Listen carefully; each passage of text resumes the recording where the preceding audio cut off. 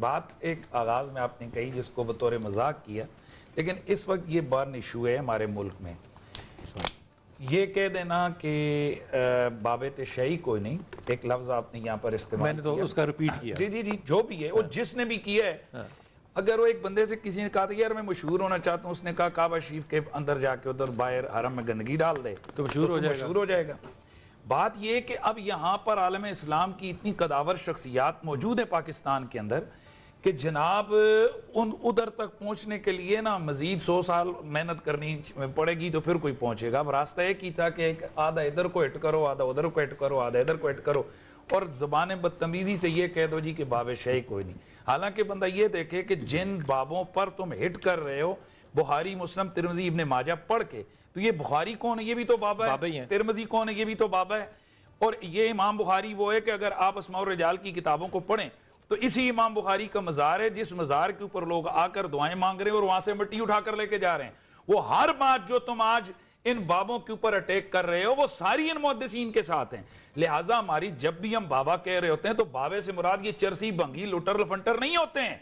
بھائی یہ تو نوسر باز ہیں. ان کی جو مثال ہے وہ ناصر بازوں کے لیے ہی ہے. ہم انہی نوسر بازوں کی طرف میں ہمارے یہاں جب یہ چیز چلتی ہے تو یہ نوسر بازوں کو نوسر باز رکھیں، علماء کو علماء رکھیں. اب اگر کوئی فوجی کے روپ میں کل ایک میجر صاحب کے وہ وردی میں انہوں نے جناب 60 من چرس پکڑی گئی تو اب آپ بریکنگ نیوز چلائیں کہ فوجی کی وہی فوجی نہیں ہے، اس نے وردی پہنی ہوئی ہے. اسی طرح اگر کوئی بابے کے ڈھنگ میں اور روپ میں آ کر اسلام کی دھجیاں اڑا رہے تو قابل مذمت ہے. ہم ان بابوں کا احترام کرتے ہیں کہ جن بابوں نے اسلام کی خدمت کی ہے. ایک بابے نے ہندوستان کے اندر آ کر 90 لاکھ کو کلمہ پڑھایا، تم کتنوں کو پڑھاتے ہو؟ صحیح کہہ رہے. ایک بابا لاہور کے اندر آیا، اس نے ایک بابا تیار کی، اور یہ بابوں ہی کے صدقے سے آج یہاں پر ہم لوگ اسلام کا نام ناصر باغ نہیں ناصر باز والی جو بات ہے نا، وہ ایک ہمارے ساتھ ایک دوست ہے، ان کے ہاں جاتے تھے تو وہ ایک خاص طور پہ آپ کی شکل و صورت بنا کر تو ایک مفتی صاحب کو بٹھاتے تھے. تو مجھے نہیں پتا تھا کہ وہ مفتی ہیں کہ نہیں ہیں، لیکن مفتی کہتے ہیں نا ایک سیف نیٹ ہوتا ہے. تو ایک دن ان کا فون آیا، انہوں نے کہا جناب میں یہاں پہ آرے بازار تھانے میں ہوں تو میری شخصی ضمانت دینے آئے. ہم نے کہا جی شخصی ضمانت دینے چلے گئے کہ مفتی صاحب کو کیوں پکڑ لیا؟ ان کی آدھی داڑھی کاٹی ہوئی تھی تو آدھی نہیں کاٹی ہوئی تھی، لوگوں نے پکڑ لیا. وہ جعلی مدرسے کے سرٹیفکیٹس لے کر لوگوں کو جا کے بیچتے تھے اور اس کے اوپر وہ پیسے کماتے تھے. اچھا باقاعدہ چوری کے الزام میں پکڑے گئے اور لوگوں نے پکڑ کے مارا. اب وہ مقدمہ جو کرا رہے ہیں وہ کہہ رہے ہیں کہ آپ نے سنت رسول جو ہے صلی اللہ علیہ وسلم اس کے اوپر دست درازی کی ہے. تھانے دار یہ کہہ رہا تھا کہ تم نے سنت رسول کا ناموس کیا ہے اور چوری کی ہے اور تم اس کے اوپر قدر کیا لے رہے ہو؟ آخر جملہ کیا تھا اس کا؟ مجھے اللہ واسطے معاف کر دیا جائے. تھانے دار بیچارہ کہہ رہا تھا تیرا اللہ سے کیا واسطہ، تو جو مارکیٹ میں بیچنے گیا تھا وہی حرام کام تھا. اور یہاں بلال بھائی یہاں بھی میں آپ کے اس پروگرام کی وساطت سے کہوں گا کہ ہماری قوم ذہنی طور پر دینی لحاظ سے اس قدر تنزل کا شکار ہو گئی ہے کہ ہمارے گھر میں، ہمارے سکولوں میں، ہمارے کالجوں میں، ہماری یونیورسٹیوں میں روزانہ ریپ کے کیسز ہو رہے ہیں اور دیگر جنسی استحصال کے کیسز ہو رہے ہیں. آپ کے جناب ایک نہیں 100 کیس فائل ہو رہے ہیں، سب کچھ ہو رہا ہے. لیکن ہم نے میڈیا سمیت چیخنا کب ہے کہ جب کوئی ایک مولوی کے گیٹ اپ والا کوئی غلط کام کرے گا. یہ ہم لوگ یہ نہیں دیکھتے ہیں. ہم یہ نہیں دیکھتے ہیں کہ بھائی اس پاکستان کے اندر 1.5 لاکھ سے زیادہ دینی مدرسے ہیں جن میں 15 لاکھ سے زیادہ سٹوڈنٹ مرد اور عورت پڑھ رہے ہیں. ان میں سے کتنا آ رہا ہے؟ یعنی آپ لوگوں کو کتنا کچھ نظر آ رہا ہے؟ مفتی نے بڑی اچھی مثال دی. اس نے کہا ایک زمانے میں لاہور کے اندر آتا تھا ایک آدمی جس نے اپنے اوپر خون ڈالا ہوتا تھا، اینٹ پکڑی ہوتی تھی اور مارنے کے اشارے میں لوگوں سے پیسے لیتا تھا. وہ کہتا ہے آج جو ہے وہ ہمارے بہت سے پڑھے لکھے لوگوں نے یہ حالت اختیار کر لی ہے. حضور اقدس مسلم امہ جو ہے وہ ایک کیسے ہو حنیف بھائی آپ سے؟ ایک کیسے ہو؟ دیکھیں جی بنیادی طور پر میں اس کے حوالے سے ظاہر ہے ہم کیا بول ہی سکتے ہیں، ہمارا کام بولنا ہی ہے، ظاہر ہے ہم یہ کر سکتے ہیں.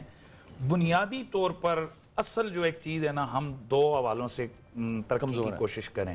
نمبر 1 اپنے سیاسی ویژن ٹھیک کریں اور نمبر 2 ہم تعلیمی میدان میں ہم آگے بڑھیں. ان دونوں کاموں میں آپ علماء کرام اس میں کیا کردار ادا کر سکتے ہیں؟ دیکھیں علماء کرام لوگوں کی ذہن سازی کر سکتے ہیں کہ آج بھی اس گئے گزرے دور میں بھی پوری یہودیت اور نصرانیت یا آپ یوں کہہ لیجئے کہ عالم کفر کی مخالفت کے باوجود جتنی پاور آج بھی محراب و ممبر سے اٹھنے والی آواز میں اتنی پاور کہیں نہیں تو علماء کر سکتے ہیں یہ ذہن سازی کر سکتے ہیں. میں نے علامہ صاحب اس میں بہت سارے ممالک میں دیکھا ہے کہ بچوں کی کتابیں جو ہیں نا وہ صحابہ کے اوپر بنائی گئی ہیں اور بچوں کو وہ کہانیاں جیسے کہ ہم کارٹون دیکھتے ہیں ڈورا مور وغیرہ وہ کارٹون نہیں دیکھتے وہ کہانیاں دیکھتے ہیں. آج اگر ہم یہاں پہ کتابیں اس طرح کی چھاپنے لگ جائیں تو بہت سارے لوگ جو ہیں وہ آپ پہ بہت سی مشکلیں پیدا کر دیں گے کہ آپ نے یہ تصویر کیوں بنا لی, آپ نے یہ کیوں کر لیا. اب بچوں کے آئیڈیلز بنانے کے لیے تو مذہب جو ہے وہ آڑ میں آ جاتا ہے, تو پھر تربیت ہوگی کیسے, سائنسدان بچہ بنے گا کیسے, ہیرو ورشپ ہوگی کیسے؟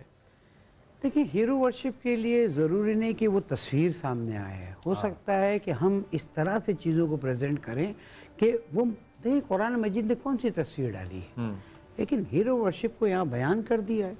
میں اس پروگرام کے اختتام میں عرض کروں گا کہ ہم اپنی اناؤں کو تھوڑا سا نیچے لائیں اور قوم و ملت کی فکر زیادہ کریں, اس سے کہ ہم امت محمدی صلی اللہ علیہ وآلہ وسلم ہیں.